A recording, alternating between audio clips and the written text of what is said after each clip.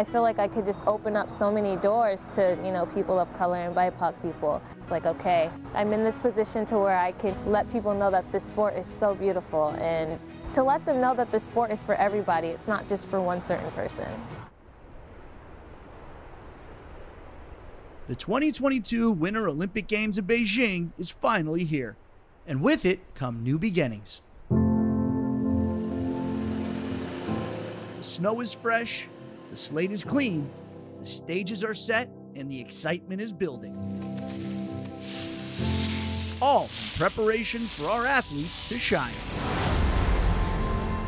Snow is nice. Athletes inspire countless people with their sheer skill and impeccable craft. Every single person has a story and has a perspective that they can bring to the world. But their strength isn't limited to their sport, as they carry unmatched perseverance, dedication, and fortitude through some of life's greatest challenges. They only see the glamour on TV. I was going to do whatever I needed to take care of them. And if that meant giving up bobsled, that's what was going to happen. From career-threatening injuries, I don't know if I'm going to be able to do this anymore, to overcoming the impossible. My legs were messed up, I'm missing organs, I'm missing muscles. Discover the courage it takes to beat the odds and become one of America's greatest athletes.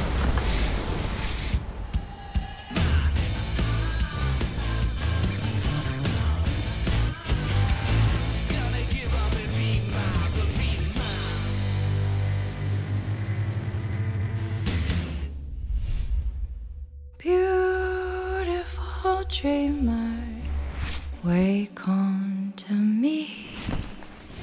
Starlight and dewdrops are waiting for thee. What goes up must come down, now hobble up. I'm balling my knuckles up, to tell them what the f is up. Snow is nice.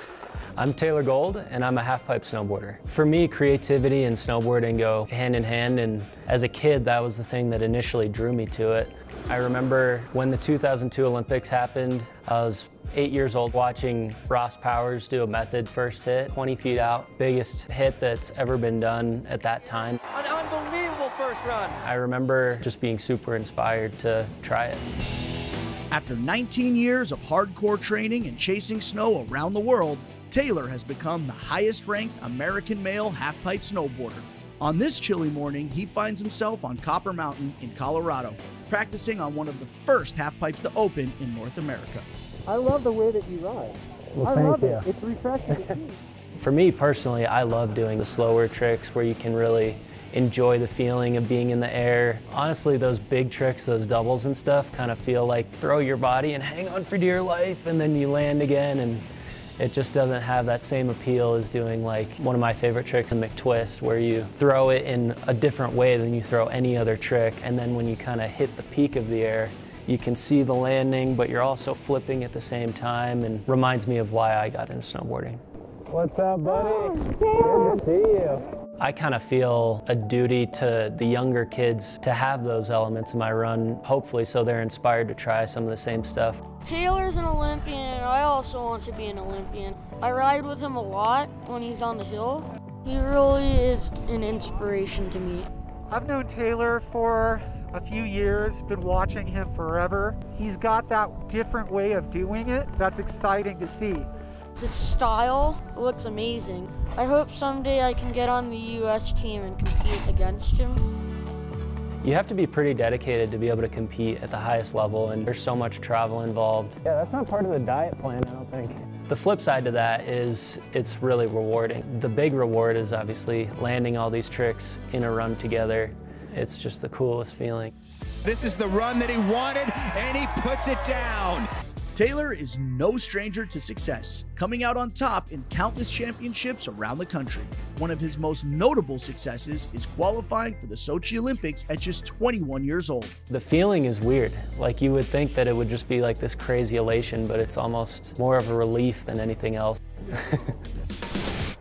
But the ride hasn't always been smooth for Taylor. In 2015, a painful injury put his future in jeopardy. We went to Silverton, Colorado to film in the backcountry. I was doing a toe side turn and my knee clipped a rock under the snow and it just like sent me sprawling sideways, and I kind of like pulled up my pant leg and realized that I broke my kneecap. I went into the doctor and he was like, "This is a pretty serious injury, like you're gonna be out for 6 months at least." And it ended up taking me about 3 years to get back. I honestly didn't know if I was even gonna be able to get there. Like after 2 years in, and I've been like working my ass off, rehabbing the whole time, I was like, I don't know if I'm gonna be able to do this anymore. To me, snowboarding is my life. And all this time, all I wanted to do was ride pain-free. I mean, I have this list of tricks in my phone that I came up with over those 3 years, just daydreaming about snowboarding. And when I finally did get healthy, it gave me a whole new appreciation for being able to ride at the highest level, and I'm so happy to be back. Taylor Gold, we've been waiting to see a run like that from him for the past 3 years. And with this nonstop dedication, Taylor has now qualified for the 2022 Beijing Olympics. Dew Tour was a great event for me this year. Being able to lock up my Olympic spot with that event was huge, and more importantly, I was able to land this combination of tricks that I've been working on for 2 years, which is the double Michael Chuck 1080, which is a trick that I was the first to do, into a switch McTwist. So that was just a really fun experience. Honestly, in Beijing, my hope is just that we can really showcase halfpipe riding in a way that makes it look really fun and interesting to an audience that maybe hasn't seen it before.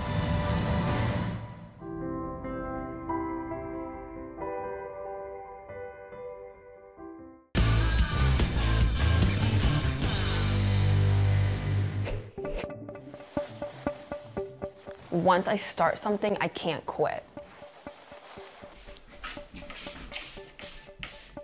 My favorite quote is by Coco Chanel, and it's, "To be irreplaceable, one must always be different." And that was my high school quote in my yearbook. I clinched onto it so hard because that was the moment I realized my differences are the reason why I am an athlete. Sports was that physical thing that was really able to show me what my body could do still. All right, Dan, you can go left 3. I would describe Oksana as very fierce. She is an unbelievable athlete. She's really detail-oriented, an incredibly hard worker. She will not give up.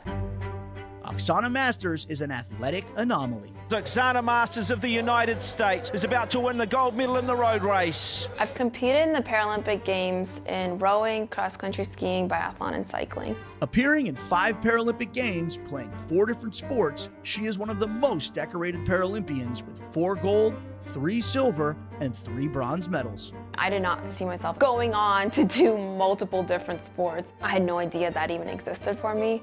And her journey isn't over. Now competing at the 2022 Paralympic Games, Oksana hopes to bring home gold in the challenging sport of biathlon. In biathlon, it's a love-hate relationship. Biathlon is you ski a lap, you stop, approach the range, and you hit 5 shots. You hit all your targets, you ski your other lap.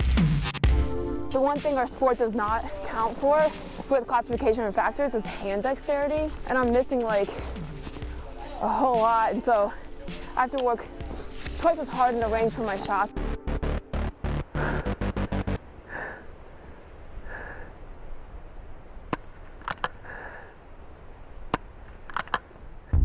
Oksana's transition from rowing to biathlon was no easy feat, one that wouldn't be possible without a coach like Eileen Carey. Where are you planning on skiing? I don't know, like I haven't been here since like they were not able to groom anywhere, so I don't know what's really groomed. I would not be a 10-time Paralympic medalist if it wasn't for Eileen. Thank you. Yep. She applies things from other sports, and so I think without a doubt having multiple sports is a benefit.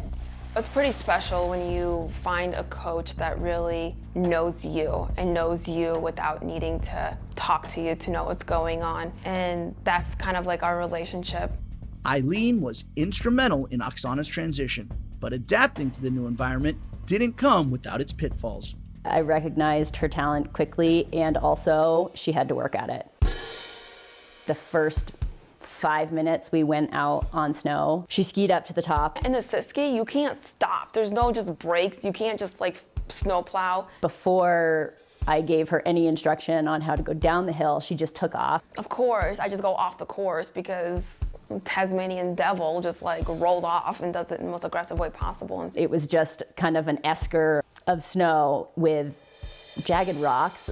And so I remember asking Eileen, like, oh, this is fun. And then there's a downhill. I'm like, well, how do I stop? And she launched herself off into this rock pile. She was not very happy about that and got up and immediately did it again. It was very clear that she had the mentality and that she was going to make it happen no matter what. She could have told me how to stop. Oksana's ambitious nature stems from a lifetime of hardships. Born in Ukraine, she experienced radiation poisoning linked to the tragic events of Chernobyl in 1986, resulting in the amputation of both legs at a young age. When my mom adopted me, I was 7.5. I was basically dying. She literally saved my life, and that's why when I say she's my hero, she is my hero. Oh my gosh, I want to say hi to my family. Hi, Mom! I just love you so much. It doesn't mean that it's awful. There are good things that can come out of things too, and instead of just focusing on that, just seeing like, focusing on more of like what good can come from that too. I'm 32 years old right now, and it took all of 32 years to get comfortable with it. I don't think a lot of people realize that I can't ski unless I'm taped to, like the grips are taped to me. She doesn't have the muscle that allows her to like grip her poles. I have 5 fingers, I don't have a thumb. I have this joint and this joint, but I don't have that third joint. And so we go through a taping process that allows her to be able to control the poles better. So when I ski, I'm not actually gripping my poles, it's open hands, and I'm using more of my lat and my tricep. Fire. Just one more. I think every single Paralympic coach is incredible because they are coaching on a whole nother level of things. It's ultimately an exercise in figuring out how each individual athlete operates best. We are here to help them and to pull together a lot of different puzzle pieces. And her hard work will pay off at this year's games when she finally completes the initial goal that sparked the flame. Beijing in 2008, Summer Games, was the one I missed. And so I feel like it's coming full circle from the start of my Paralympic career and my kind of like redemption of to try and make it back to Beijing better than I would have if I was in 2008. We want people to know that they can be athletes, and it doesn't matter if they walk with crutches or use a wheelchair or have an amputation. Every single person has a story and has a perspective that they can bring to the world.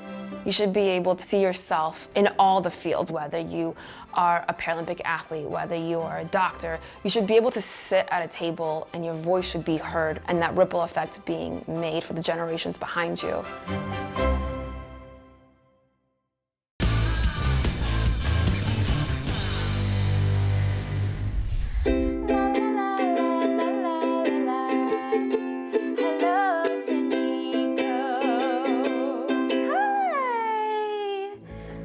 Nico was born on February 22nd, 2020, which happened to be the second day of Women's Bobsled World Championships of that year, just in time to try and find out who won. So I think it goes to show you how much of a bobsled baby he really is. Where's Nico? There he is. We found out he may have Down syndrome while we were in the hospital. He spent about 8 days in the NICU. At that time too, we were so wrapped up with just trying to get him out of the NICU and just trying to get him healthy that the Down syndrome diagnosis didn't really faze us. It wasn't until later that we really started to process what that meant. Hi, Nico, good job. But the moment he was born, he became my sole focus, and you know, I was gonna do whatever I needed to take care of him. And if that meant giving up bobsled, that's what was gonna happen. Oh, you hugging onto Daddy's arm? The crazy thing is, it was never a question in Nick's mind on whether or not we could make this happen. Like, he is one of the most positive, optimistic people I've ever met, and he always knew that if I wanted to, like, we'd make this work. She's still the best starter in the world. Elana Meyers Taylor for Team USA goes to the top. Right now, she's an Olympic athlete. In 10 minutes' time, she'll be back to being mama. Meyers Taylor! Star! Oh my gosh, figuring out the logistics of bringing a baby on World Cup was chaos. Where'd your shoe go? We'll play some music on the way. All right, you ready? The Meyers Taylor Traveling Circus includes multiple types of strollers, toys, all kinds of stuff. Even had a sled at some point. Even on the road, you know, he's got therapies he needs to go to, whether it's for his hearing or for the Down syndrome and stuff like that. So it includes everything we have to travel with, but also everything we do on a daily basis to make sure he's taken care of, along with bobsled. 1, 2, 3, 4. I think one of the hardest things sometimes is, you know, being at a race and knowing that you had a rough night with Nico, and that's not something all your competitors are dealing with. But then I remember he is the reason that I'm still bobsledding to this day. Okay, Coach Nico. Because I wanted to prove to him that just because you have stuff to overcome, it doesn't mean you have to stop going after your dreams. You know, the world might tell you, you can't do this or you can't do that, but there are no limits to what he can accomplish.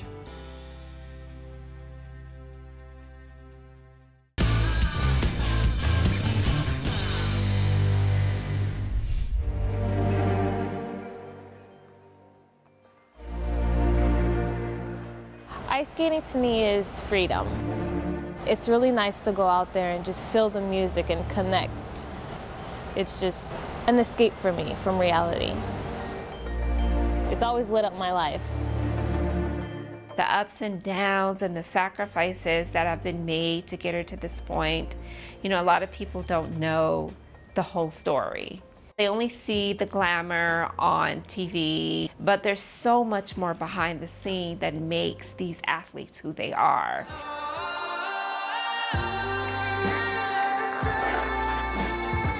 Hi, my name is Starr Andrews and I am a figure skater on Team USA. I started skating when I was 3.5 years old. I am 20 now, so basically my whole life.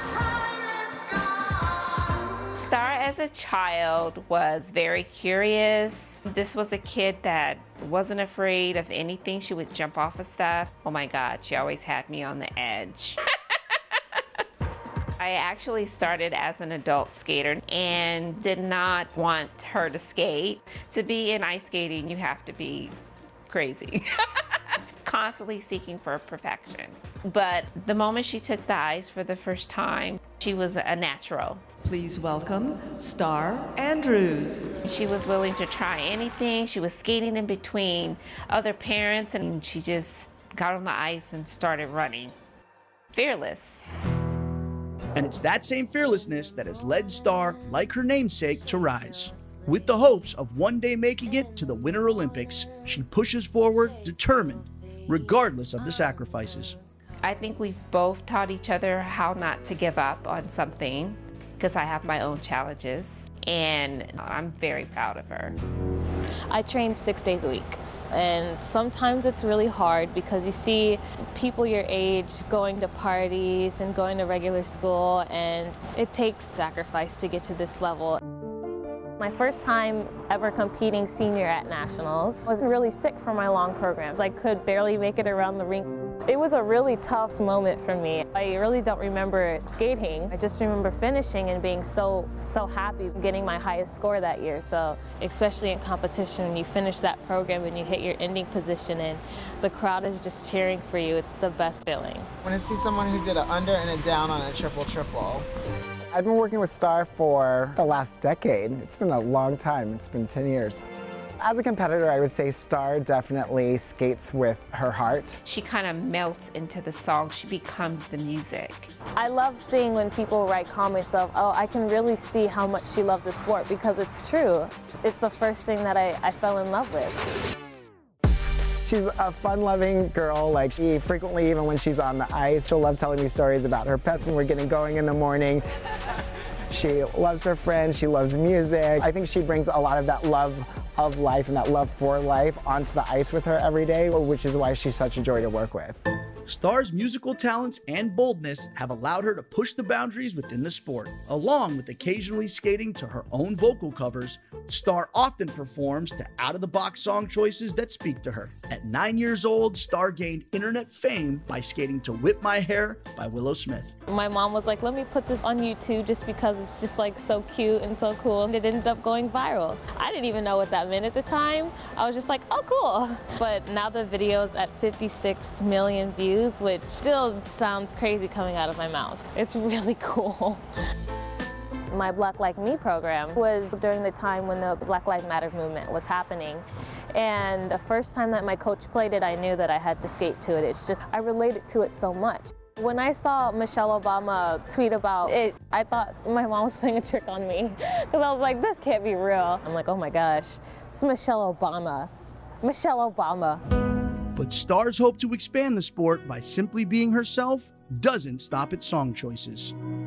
It's been over 20 years since a black woman has made the U.S. Olympic figure skating team, and even though Starr won't be competing in this year's Winter Olympics, she is still the one to watch, as this rising star has so much left to do. Whenever I grew up watching the sport, I never really saw many people of color. I feel like I could just open up so many doors to, people of color and BIPOC people. It's like, okay, I'm in this position to where I can let people know that this sport is so beautiful, and to let them know that this sport is for everybody. It's not just for one certain person.